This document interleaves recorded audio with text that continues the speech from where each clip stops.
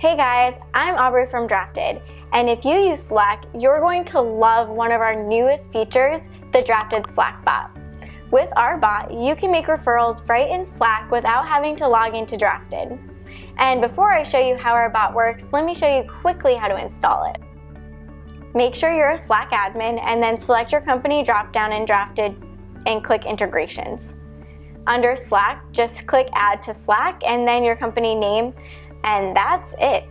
You'll see the Drafted bot in your Slack.